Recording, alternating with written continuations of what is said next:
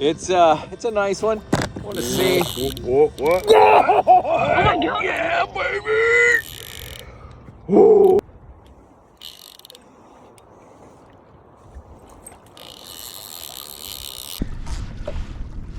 What's up, guys? It's Brian here, PNW Daily, and I am trolling, along. We gonna keep on trolling down Bellingham Bay. That's where I am. That's Bellingham behind me. If it wasn't so hazy, you'd actually be able to see Mount Baker, but it is really hazy out. I want to say it's smoky because I'm having a lot of allergy issues today. But I have my 8-foot Daiwa wilderness rod on here right now as we are trekking across. There's Orcas Island over there. Tanker had been sitting there a few days, and that's the Lummi Peninsula there. But I am headed, that right over there is the Nooksack River. You can kind of see where houses. No houses, that's the river delta there, and then the peninsula on the other side, so it's pretty wide. And I don't know if you can tell, there's like a glaze, so there's a shelf right there from where there's a big shelf on super low tide. You can see it, like it comes out, you can walk out really far, but there's like a little current that's running along the shelf right now. And so I'm fishing that seam right there, trolling some herring patterns. I got a herring flasher on, followed by a herring hot shot. It's kind of like a spoon. I don't know how to describe it, but I got it at a garage sale, so I know I didn't buy it. I can't remember what it said on the package. Anyway, it was a hot spot, one of those Canadian deals. It had a single barbed hook on there. I took that off and put a barbless mooching rig on there, and actually put a little bit of herring at the bottom of it, along with a hoochie. Everybody's been kind of going big and ugly, so that was my approach today, because I've gone dainty and subtle, and that has not got it done. But I am fishing the very wrong part of the tide. But we fish when we can. And this is when I could fish. I didn't get out of the house in time this morning to fish the sunrise bite on the Nooksack. And I want to say I'm hearing my gear drag. And if I'm dragging it, sometimes you'll get stuff on your diver and it pulls it up. No, it's still down. It was just some white cat behind me. And it doesn't hurt you to zig and zag when you're trolling anyway. Oh, I can kind of see Mount Baker there.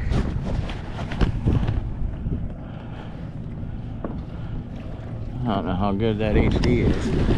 I can't zoom in, I know that much. I can zoom in with my phone, not my GoPro. Alright.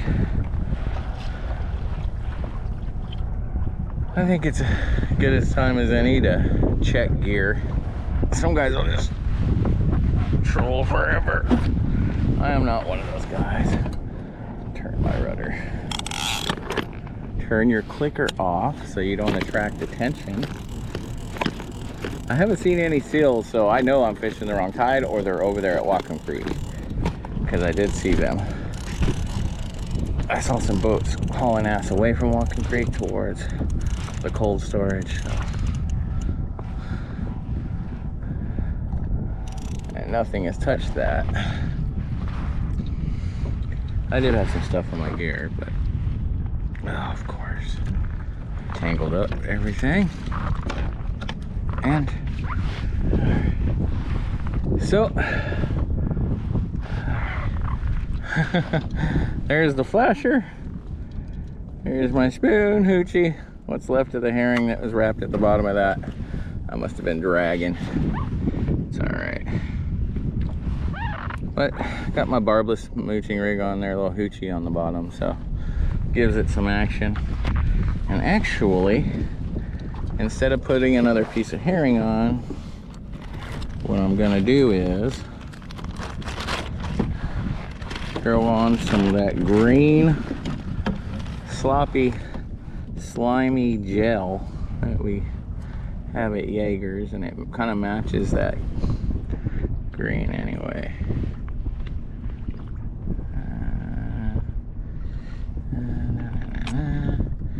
Put it on the Fuji, and we are fishing. We are fishing. All right. So I turned the clicker on to lower gear so that I can have my spool really loose, but if I try to loosen it without that clicker engaged, it backlashes. So the reason I have it set that way is so that I can set gear while moving, so it doesn't get tangled.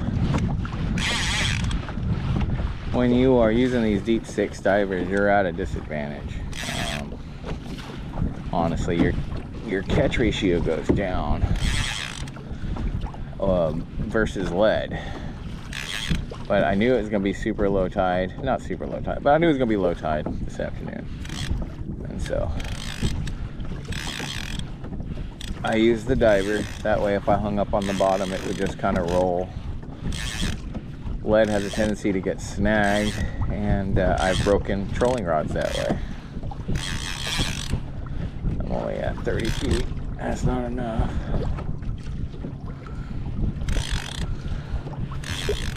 I'm gonna let out probably like 80 feet of line. It's a 40-foot diver, but it's not gonna go to 40, and you're not gonna troll at 40 even if you're down at 40. So that gear sits up. 45. Should control faster. Man, I'm going against the wind, dude. It's only supposed to be 8 miles an hour. No chop, no gust, but typical Bellingham Bay in the afternoon.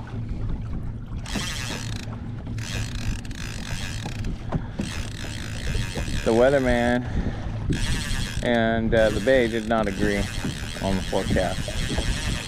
According to my phone anyway, so I probably need a better app. That's 80, I'm gonna try it there.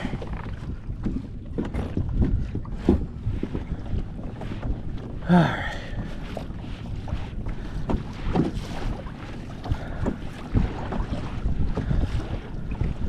So, if you're a kayak fisherman, or just getting into it, which is what these tutorials are for. If you're an expert, these aren't, I mean, these are just fun, you know what I mean, for you, I guess. But really, I'm trying to help people that are coming into the shop, just getting into some kayak fishing, just getting into some small boat fishing, and you don't got a downrigger. You know, deep 6 divers and lead are kind of the only way to do it, aside from putting a manual downrigger on. And those things are really hard to deal with on a kayak, and I hate them. As low as the catch ratio is on a deep 6 versus a downrigger, I still prefer it on a kayak for safety reasons too. So if you flip over with a downrigger system, it's going to be a heck of a lot harder to right yourself in big water. Whoa. Did I get a fit? What is that? What is that? What is that? What is that? What is that? I just had a takedown. I just had a takedown. I just had a takedown. Come on, come back. There we go. There we go. Oh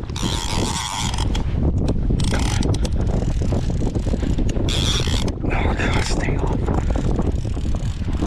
There's no hook on this rod. And honestly, when I've caught fish on it in the past, it didn't have all this crap on it because it was on a downrigger or I was jigging. What's going on? Oh. I'm looking at rocks. That's what's going on. It's extremely shallow here.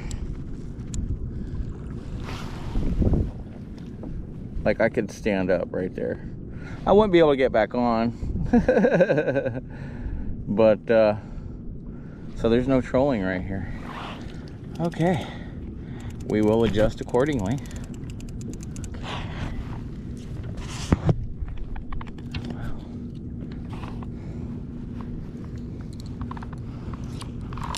first time I don't know what it was dragging, but boy, it looked like something just kind of smacked it for a sec. Now let's jig out here in the shallow, see if they're holding up. And you can see I've got the coho pattern that I made barbless on one of our last episodes. I love twitching jigs on here. And a lot of guys won't do it out in the salt. They won't do it. They just do it in the river, or don't even do it in the river. They don't believe in it. But dude, I catch everything from dogfish to kelp greenling. I can see why there's a little bit of whitecap in here because of that shelf right there. But if I see a shelf, I'm gonna throw something around it, you know. Whew. Well, trolling takes it out of me, man. And with all this haze, I guess that's why I'm just out of it today. And I've been out of it all week because of whatever this haze is. It's kind of been hanging around. And it just makes me feel, ooh, bait ball. You can see that. They're down in there. It's a nice one. I want to see. What? Oh my God. Yeah, baby. Ooh.